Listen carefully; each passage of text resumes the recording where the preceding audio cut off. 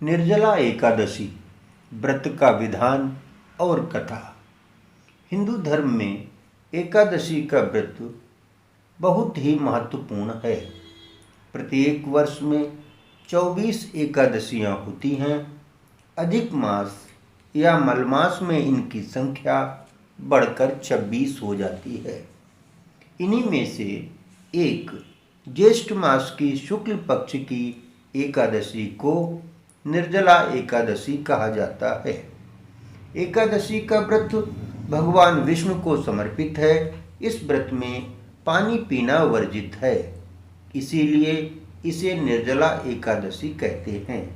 मान्यता है कि इस एकादशी का व्रत रखने से सभी एकादशियों के व्रतों के फल की प्राप्ति सहज ही हो जाती है।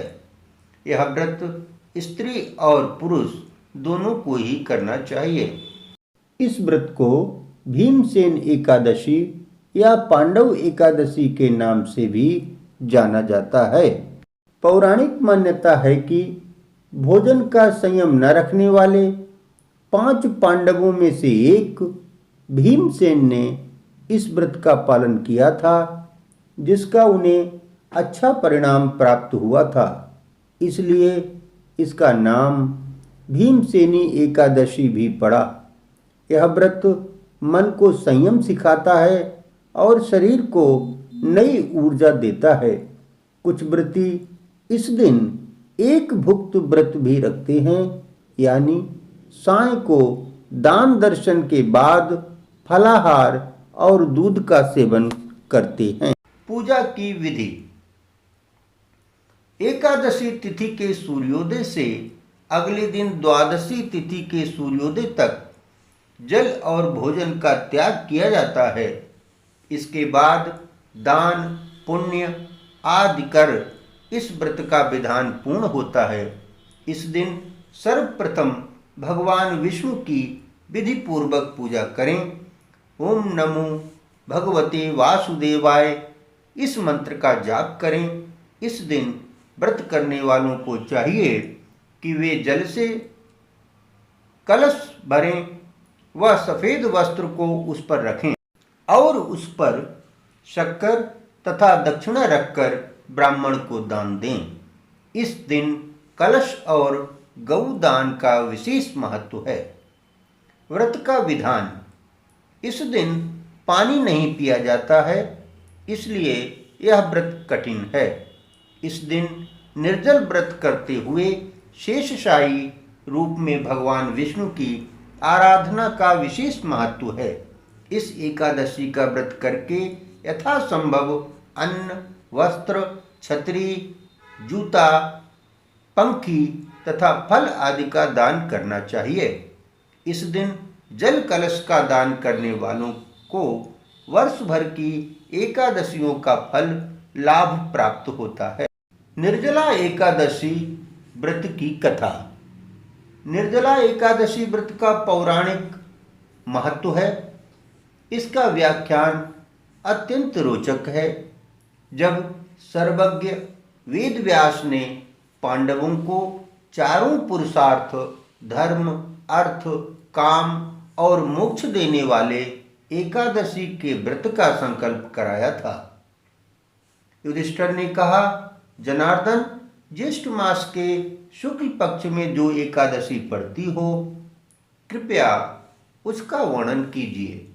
भगवान श्री कृष्ण ने कहा, हे राजन, इसका वर्णन परम धर्मात्मा सत्यवती नंदन व्यास जी करेंगे, क्योंकि ये संपूर्ण शास्त्रों के तत्वज्ञ और वेद वेदांगों के पारंगत विद्वान हैं।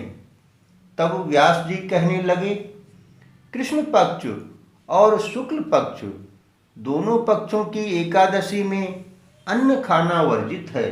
द्वादशी के दिन स्नान करके पवित्र हों और फूलों से भगवान केशव की पूजा करें। फिर नित्य कर्म समाप्त होने के पश्चात पहले ब्राह्मणों को भोजन देकर अंत में स्वयं भोजन करें। यह सुनकर भीमसेन बोले, परम बुद्धिमान पितामह, मेरी उत्तम बात सुनिए।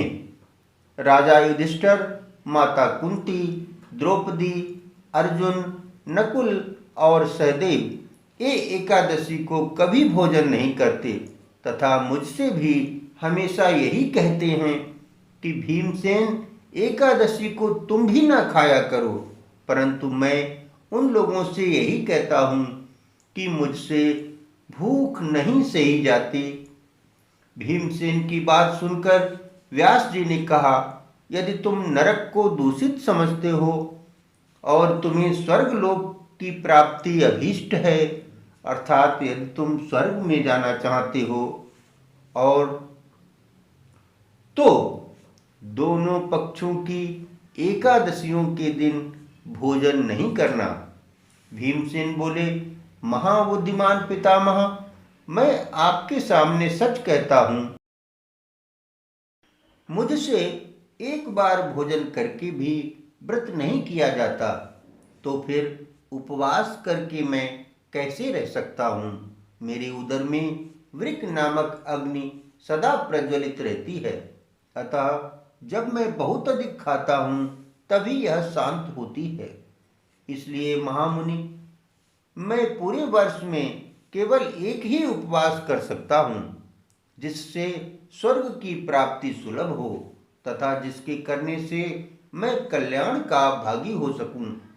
ऐसा कोई एक व्रत निश्चित करके बताइए, मैं उसका यथोचित रूप से पालन करूंगा।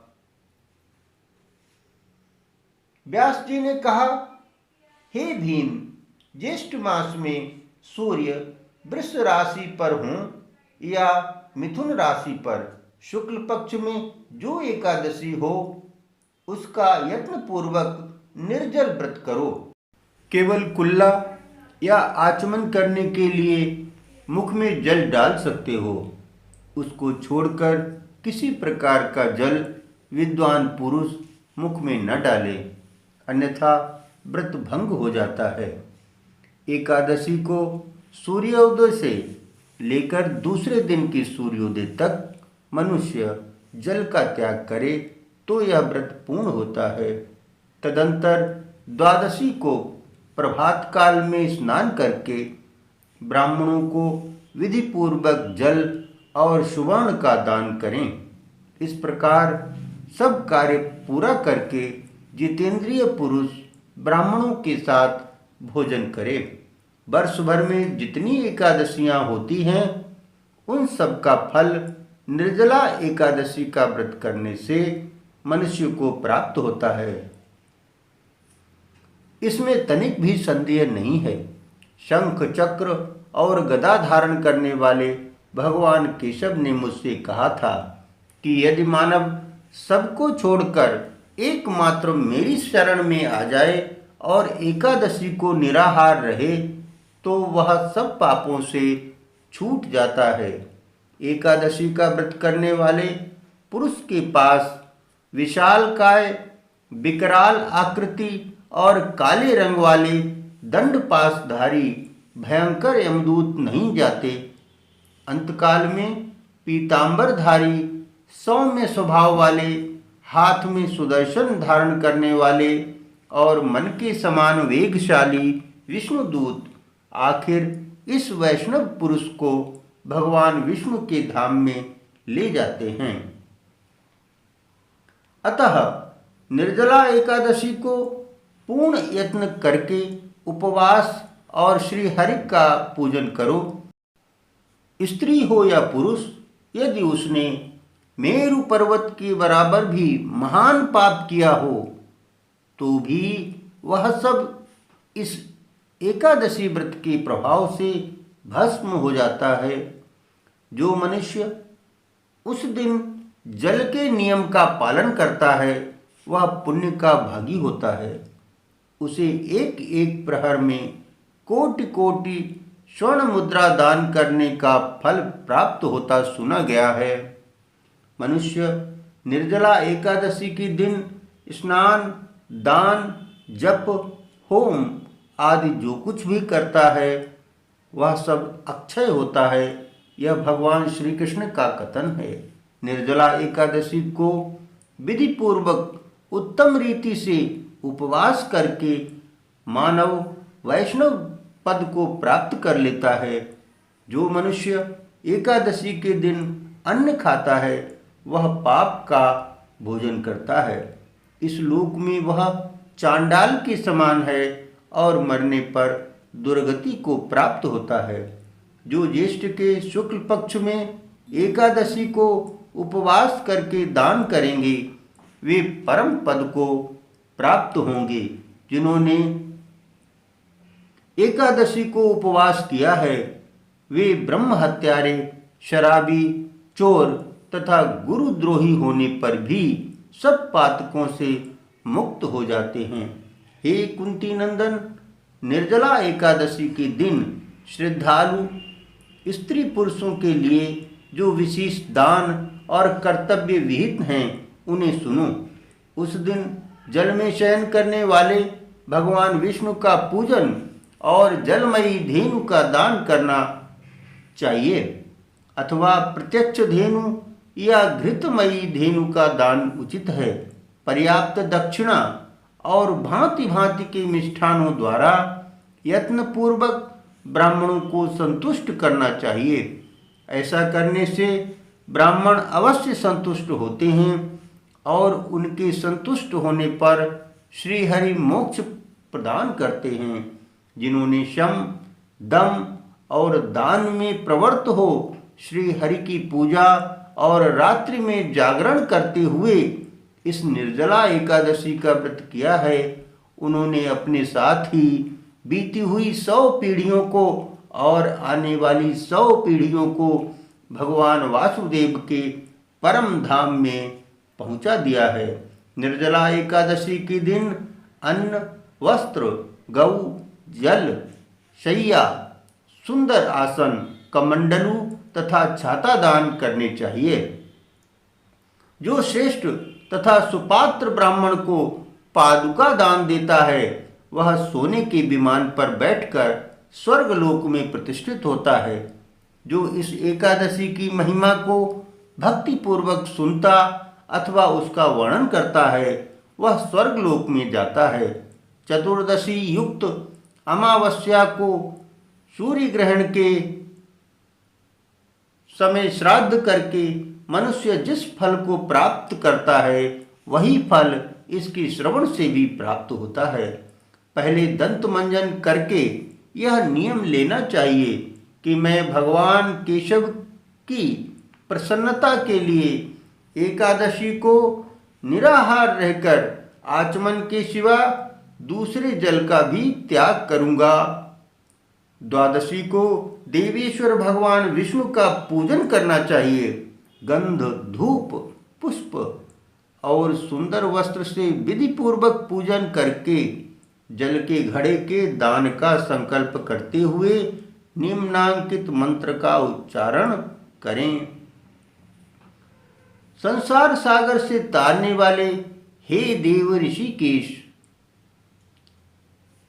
संसार सागर से तारने वाले हे देव ऋषिकेश, इस जल के घड़े का दान करने से आप मुझे परम गति को प्राप्त कराइए। भीमसेन, ज्येष्ठ मास में शुक्ल पक्ष की जो शुभ एकादशी होती है उसका निर्जल व्रत करना चाहिए। उस दिन श्रेष्ठ ब्राह्मणों को शक्कर के साथ जल के घड़े दान करने चाहिए। ऐसा करने से मनुष्य भगवान विष्णु के समीप पहुंचकर आनंद का अनुभव करता है। तत्पश्चात द्वादशी को ब्राह्मण भोजन कराने के बाद स्वयं भोजन करे। जो इस प्रकार पूर्ण रूप से पापनाशिनी एकादशी का व्रत करता है वह सब पापों से मुक्त हो आनंदमय पद को प्राप्त होता है। यह सुनकर भीमसेन ने भी इस शुभ एकादशी का व्रत आरंभ कर दिया। तब से यह लोक में पांडव एकादशी के नाम से विख्यात हुई।